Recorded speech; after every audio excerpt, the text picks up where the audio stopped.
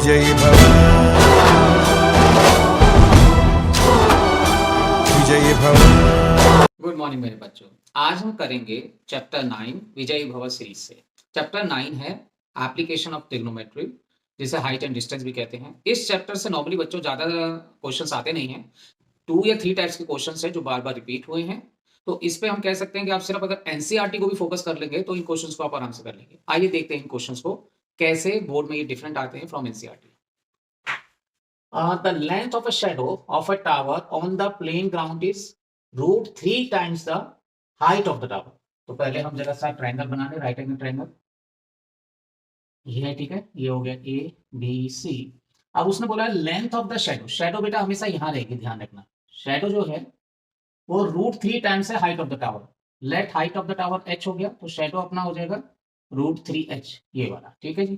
तो P perpendicular upon base का formula है, हमें पता है tan थीटा जो होता है, हमें थीटा की वैल्यू निकालनी है, ठीक है। tan थीटा जो है परपेंडिकुलर अपॉन बेस, ठीक है जी। तो परपेंडिकुलर हुआ अपना h अपॉन √3h, ठीक है। क्योंकि उसने पूछा है the angle of elevation of sun, ठीक है ना। इसे एंगल ऑफ एलिवेशन भी बोलते हैं। कई बार ये आया है इस तरीके से कि द एल्टीट्यूड ऑफ द सन। तो आपको यानी एंगल निकालना है। तो tan थीटा अपना वैल्यू आ गया बेटा, एच से एच कैंसिल आउट, 1/√3, ठीक है। और 1/√3 हमें पता है tan थीटा कहाँ पे होता है, tan 30 पे वैल्यू है 1/√3। ये पुट कर दीजिए आप यहाँ पर, क्योंकि थीटा का वैल्यू निकालना है। तो tan 30 हो गया अपना 1/√3, tan से tan कैंसिल आउट, थीटा की वैल्यू आपकी 30 डिग्री।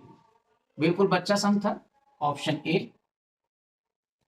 सिमिलरली अब दूसरा क्वेश्चन देखेंगे, ये भी बिल्कुल सेम है। ए 2024 में आया है, हम टाइप 1 कर रहे हैं अभी, और सिमिलर क्वेश्चन 2023 में रिपीट हुआ। देखेंगे कैसे। पोल 6 मीटर हाई है, यहाँ पर सेम वही ट्रायंगल बन जाएगा अपना, राइट एंगल ट्रायंगल, ठीक है जी। अब ये ए बी सी हमने मान लिया। यहाँ पर बोला है पोल की जो हाइट है 6 मीटर हाई है, तो इसे 6 मीटर ले लीजिए हाइट को, ठीक है। एंड जो length of shadow, cast a shadow 2√3 metre long, यानी यहाँ पर पहली वैल्यू दे रखी है 2√3। शेडो मैंने बोला हमेशा बेस की तरफ होगा, जमीन पे, ठीक है। तो अपना tan थीटा का वैल्यू यहाँ पे निकाल दीजिए, क्या होता है परपेंडिकुलर अपॉन बेस, ठीक है। एंड 6 परपेंडिकुलर यानी हाइट, और बेस अपना है 2√3। कैंसिल आउट करेंगे, 3 से 3 गया। अब 3 को हम जानते हैं, ये √3 इंटू √3 होता है अपॉन √3, एक कैंसिल आउट, तो अपनी वैल्यू आ गई √3 tan थीटा।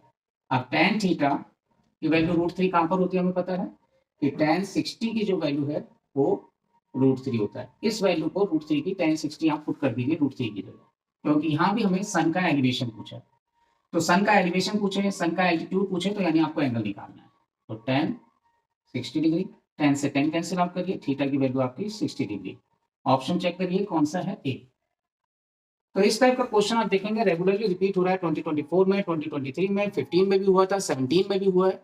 तो सारे इस टाइप के क्वेश्चन मैंने एक सैंपल दिखा दिया आपको कि कितना इजी है करना। मिलते हैं नेक्स्ट वीडियो में। आइए बच्चों, अब देखते हैं next 2 sums from the application of trigonometry से। पहले 2 सम में जो फर्स्ट टाइप के थे बेटे, हमने एंगल फाइंड आउट करना था, एंगल ऑफ एलिवेशन, ठीक है। अभी इन 2 समूह में एंगल ऑलरेडी गिवन है, देखिए क्या क्या फाइंड आउट करना है। इन द गिवन फिगर, जैसे फिगर दिया हुआ है, ए बी 6 सेंटीमीटर है, ए बी अपना 6 सेंटीमीटर है, एंड जो हाइट दे रखी है pole, high of pole, and C D is a ladder. C D ये लैडर है अपना, ठीक है, लैडर है। एंड एंगल जो दिया हुआ है inclined at angle of 60 degree, 60 degree का एंगल भी दिया हुआ है। एंड जो ये लैडर है reaches up to the point D, यहाँ तक रीच करता है ऑफ द पोल। एडी की वैल्यू दे रखी है 2.54, एडी ये अपना 2.54। And find the length of ladder, हमें सिर्फ ये निकालना है सी डी, ठीक है ना। बेटा ध्यान रखो, अगर हमें सिर्फ एक लेंथ और एक एंगल दिया हो तो हम आराम से दूसरी वैल्यू निकाल सकते हैं। हमें उसने लेंथ ऑफ लैडर यानी सी डी पूछा है, तो मुझे एक वैल्यू यहाँ दी हुई है 6, जैसे, क्योंकि मुझे तो 90 डिग्री वाले एंगल की वैल्यू चाहिए होती है। तो ए बी में से अगर मैं एडी को माइनस कर दूं तो हमारा जो ये डी बी है ये वाला हिस्सा मिल जाएगा। तो डी बी कितना आया देखिए ध्यान से, 6 माइनस 2.54, ठीक है। तो 6 में से करेंगे तो आएगा 10 में से 4 गया 6, ठीक है, 6.00 समझ लीजिए इसे।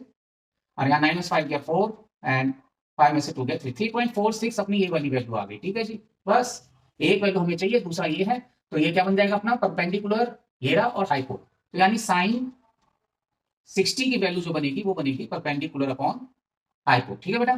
परपेंडिकुलर क्या है वहां, यहाँ पर ये राइट एंगल ट्रायंगल में डीबी की वैल्यू 3.46, ठीक है। साइन 60 की वैल्यू अपन को पता है √3/2 होता है, और जो हाइपो है CD वो अपन को निकालनी है। ठीक है जी, बिल्कुल इजी। CD की वैल्यू जो लेंथ ऑफ लेटर है वो निकल जाएगा जो हाइपोटेन्यूज है, ठीक है, और परपेंडिकुलर हमें दिया होता है।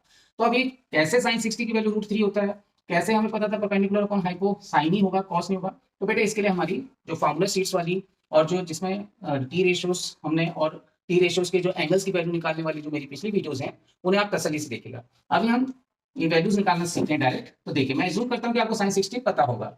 मैंने जो करवा रखा है एंगल वगैरह वाला कैसे निकालते हैं आप लोग, और कैसे पंडित बद्री प्रसाद हर बोले से आप सारी वैल्यूज निकाल देते हैं। आप याद रखिए पंडित बद्री प्रसाद हर बोले से हमें पता था कि जो ये साइन होता है ये कॉस है और ये टेन है, तो परपेंडिकुलर अपॉन हाइपो जो होने वाला है वो साइन थीटा की वैल्यू। तो यहाँ से हमें साइन थीटा पता था, परपेंडिकुलर अपॉन हाइपो वैल्यू रखिए, CD की वैल्यू निकाल लीजिए, क्रॉस मल्टीप्लाई करिए, CD उधर जाएगा, ठीक है जी, CD इधर गया, 2 इधर आ गया, 3.46 अपॉन √3 नीचे चला जाएगा और 2 इधर चला जाएगा। √3 की वैल्यू पहले बोले 1.73 लिखे चलिए, तो ले लीजिए 3.46 इंटू 2 मल्टीप्लाई मत करना 2 से, कट जाएगा 1.73, ये पूरा का पूरा 2 पे जा रहा है, 2 2 जा 4, अपनी वैल्यू कहाँ है यहाँ चेक करिए, क्योंकि ये 2016 का है, उससे पहले ऑप्शंस जो MCQ टाइप क्वेश्चंस नहीं आते थे, वेरी शॉर्ट 1 मार्क्स के आते थे, तो आंसर आपका 4 मीटर आ जाएगा, ठीक है जी, क्योंकि मीटर में लेंथ है।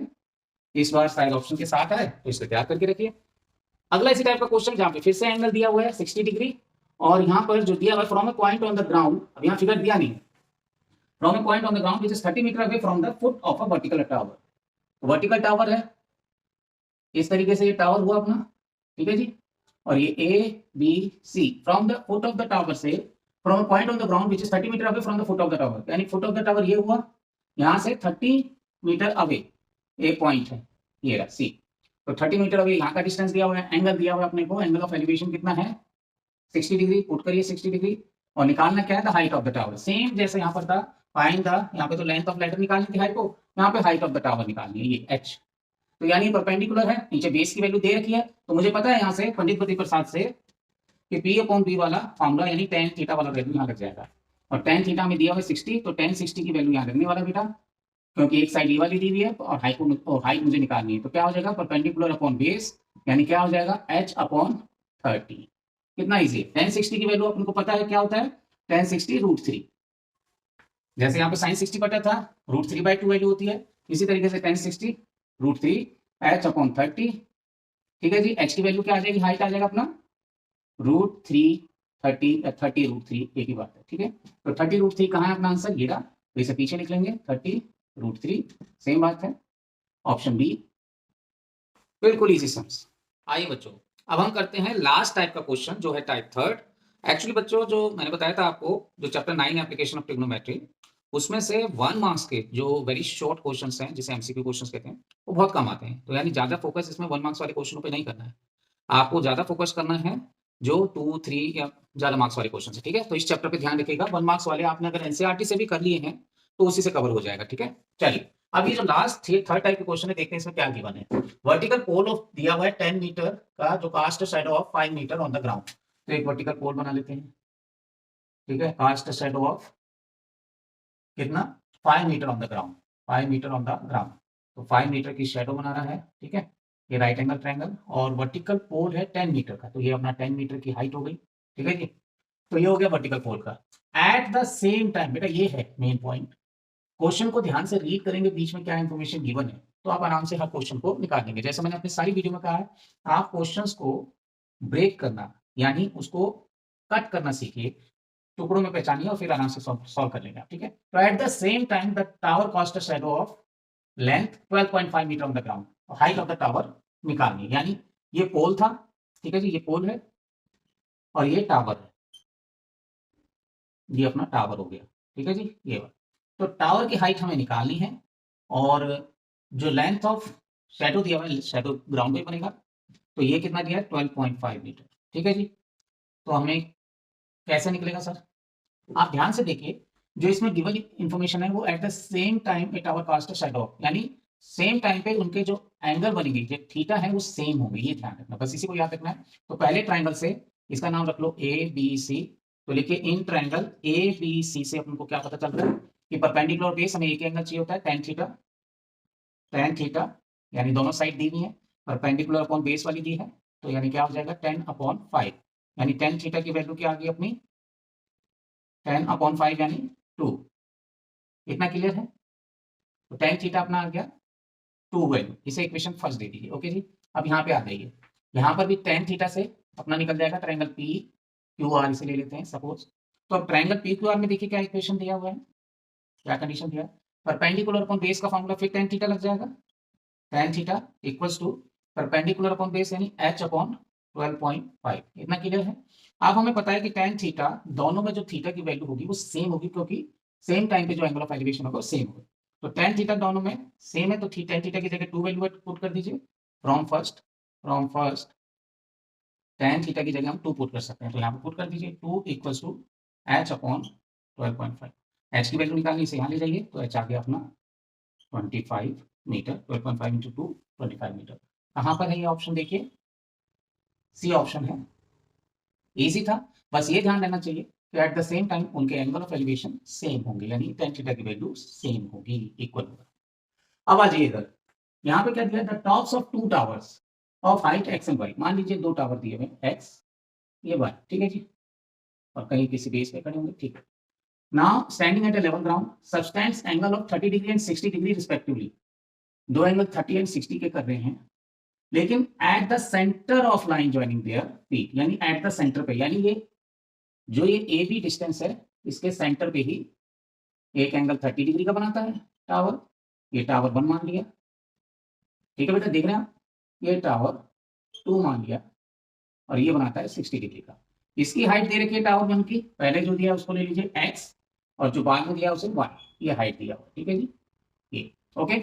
अब ये इंफॉर्मेशन हमारे पास है। अब ए सी बी डी यहाँ पर समझना है कि at the centre of line joining, यानी एक मिड पॉइंट है, तो ए सी इक्वल टू बी सी होगा, ये बस ध्यान में रखिएगा आप, ठीक है ना। जहां भी ए सी की जगह हम बी सी पुट कर सकते हैं, बी सी की जगह ए सी। अब निकाल लीजिए, जो इसे पी मान लीजिए, इसे क्यू मान लीजिए, और अब एक ट्रायंगल ले लीजिए, पहले वाला ट्रायंगल पी ए सी में देखिए क्या है, परपेंडिकुलर अपॉन बेस, ठीक है, ये वाला।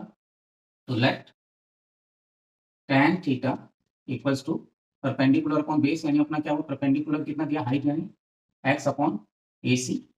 कितना क्लियर है? tan थीटा की वैल्यू दे रखी थी पहले से, tan 30 है, यानी ठीक है जी, tan 30 x अपॉन ए सी। ओके, तो tan 30 की वैल्यू अपन को पता है कितना होता है, 1/√3, यानी क्या दिया हुआ है, x अपॉन ए सी। इतना क्लियर है? अब क्योंकि हमें फाइंड रेशियो निकालना है बाद में x और y का, तो x में वैल्यू रख लीजिए। x की वैल्यू यहाँ से क्या निकली अपनी, इसे इधर ले जाएंगे तो x आ जाएगा, ठीक है, ए सी अपॉन √3, ए सी अपॉन √3। ये हो गया अपना इक्वेशन फर्स्ट। क्लियर है? इजी है। अब दूसरा देखिए, दूसरा ट्रायंगल क्या है, QBC। तो इन ट्रायंगल QBC, इसका कहां पे यूज होगा भी देखेंगे। QBC में क्या है, वही परपेंडिकुलर अपॉन बेस, क्योंकि हाइट y दे रखा है, तो tan यहाँ पे 30 की जगह 60 degree, tan theta perpendicular upon base, perpendicular है अपना कितना y, बेस कितना है BC। बिल्कुल क्लियर है? tan 60 की वैल्यू पुट करिए √3 y अपॉन BC।